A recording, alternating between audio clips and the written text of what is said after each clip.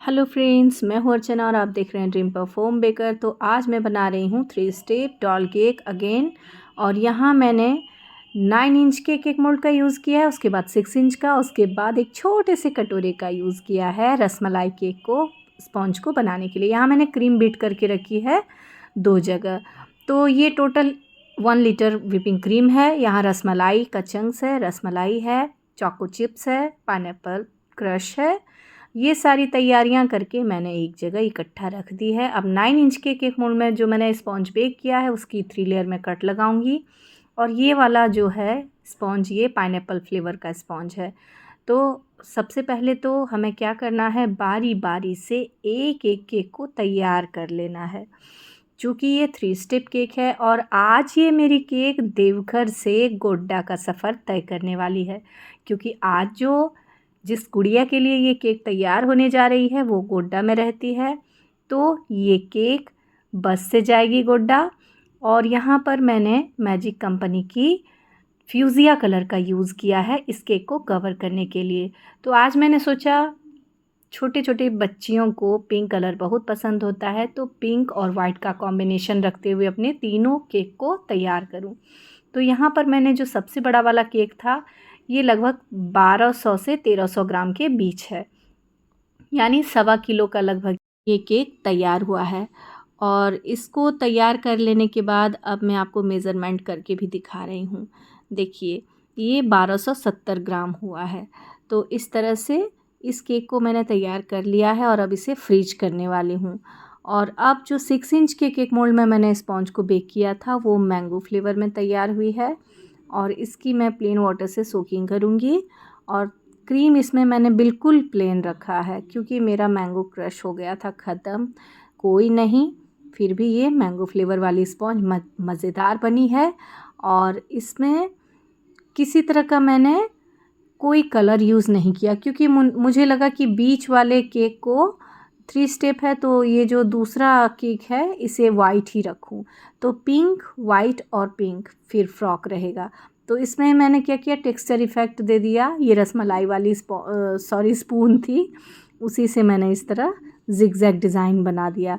तो ये वाला डिज़ाइन आपको कैसा लग रहा है बताएं प्लीज़। अपना सुझाव ज़रूर दें कि ये गंदा लगने लगा या ठीक ठाक लग रहा है। अब ये तीसरा स्पॉन्ज जो है उसको मैंने कटोरे में बेक किया था। ये रसमलाई स्पॉन्ज है जिसमें मैंने भर भर के ड्राई फ्रूट्स दिया है, चॉप्ड ड्राई फ्रूट्स दिया है, किशमिश भी दिया है, आप देख सकते हैं, केसर दिया है।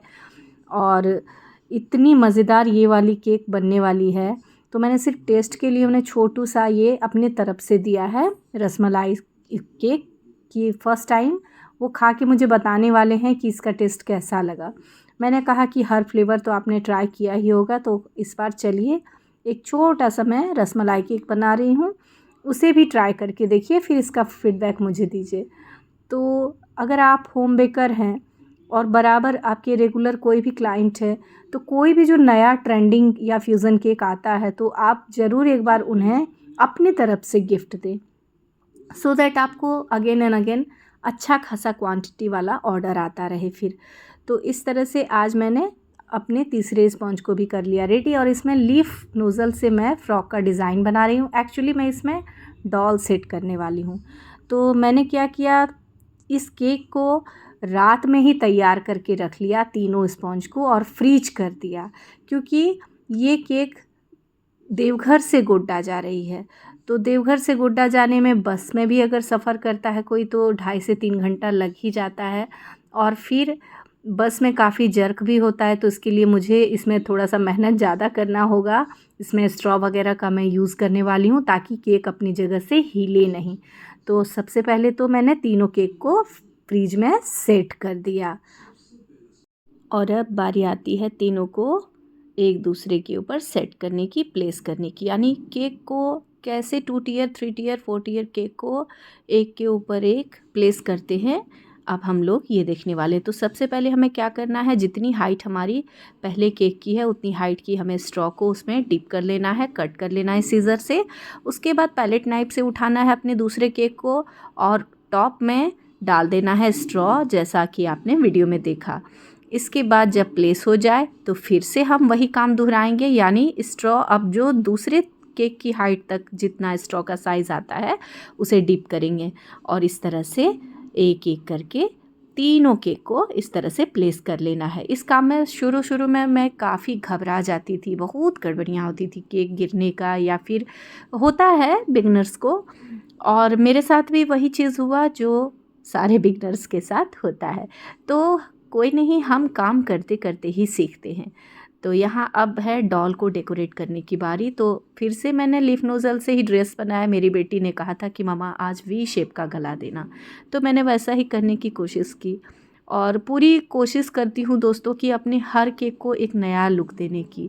पर ये डिपेंड करता है किसकी क्रिएटिविटी कहाँ तक है, किसका वर्क करने का लेवल कहाँ तक है।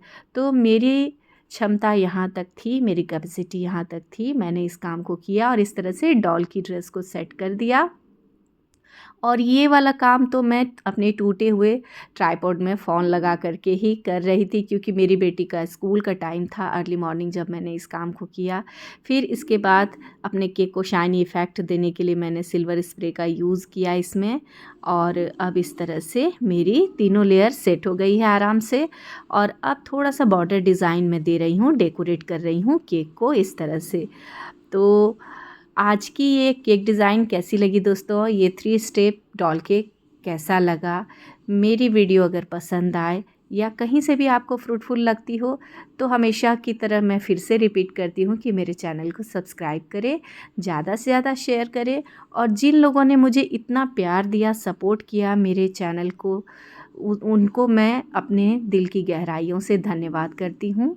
और यहाँ पर देखिए इस तरह से हमारी जो आज 3 स्टेप डॉल केक है वो रेडी हो गई है। मुझे एक ही बात का टेंशन है कि ये यहाँ से गोटा तक जाएगा कैसे, क्योंकि जो डब्बा मैंने मंगाया उसकी हाइट उतनी नहीं है जितनी कि इस डॉल केक की हाइट। एक्चुअली इस शहर में मिलना मुश्किल होता है, तो मुझे थोड़ा सा तो टेंशन है जब ये डेस्टिनेशन तक पहुँच जाए तभी मेरा काम सफल होगा। तो आज की इस डॉल की ड्रेस को मैंने थोड़ा सा अलग लुक देने की कोशिश की है। तो कैसी लगी दोस्तों आज कैसा की लगा डॉल की मेरा ये केक डिज़ाइन, कमेंट करना न भूलें। इसी तरह की आसान वाली केक रेसिपी के साथ मैं फिर से मिलूँगी अपने अगले वीडियो में। तब तक के लिए बने रहिए मेरे channel Dream Puff Home Baker में। मिलती हूँ मैं अपने नेक्स्ट वीडियो में। Bye bye.